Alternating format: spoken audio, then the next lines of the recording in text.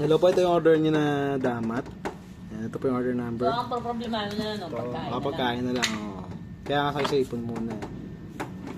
Yan. Tapos, palagay po natin yung ano. Huwag lang kayo tatawa pag ano. Mamaya matawa ako eh. Pag ano ba naman si Gino eh. Tapos pag nakikita Pag ko yung... magbibigay ng Pag bago. nakikita ko yung pangisi-ngisi eh, automatic eh. Nung time nga lang kay Levy eh. Nakatingin ako sa inyo eh, pangisi-ngisi kayo, kaya ako natatawa eh. Kasi feeling ko eh, ano eh. Tatawa na ito mga tao, magsasalita ako. Mas lumaki kang malupit. Kaya sinabi ko rin ako, lumaki kang malupit. Di ba kasi pag nandiyan talaga tropa, iba yung ano? No, wala kang drama Oo. moment eh. Doon nga lang sa ano eh.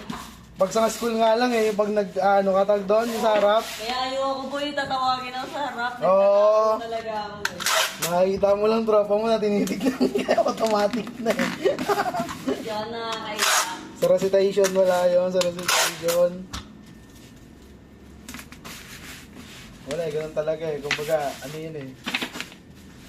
Nga ano ka pa, sarasarin ka pa ng tropa mo, habang nasalita ka. Pero yun yung pinaka-nakakamiss na moment na boy. Oo. Hindi mag-aaral pa tayo. Oo. Di mo kasi maiisip din yun noon eh, pag ano, kasi nga bata ka pa nun. Akala mo, sobrang hirap mag-aral, ayoko na pumasok. Tuwa ka, walang pasok pag may bagyo. Magiging memories mo pa lang. Alam ko tuloy siya na eh, si Mama Jose, ay si ano, si Ma'am Descalzote eh. Favorite ka naman eh. Tuwing may dala siyang ano eh, tuwing may dala siyang pambenta niya eh. Papasin ka eh, pagbibisahin, lay tuwi. Hindi nakapaubos namin yung yemo niya. Sabi ka. Tsaka yung mga ano, yung mga stiko-stiko.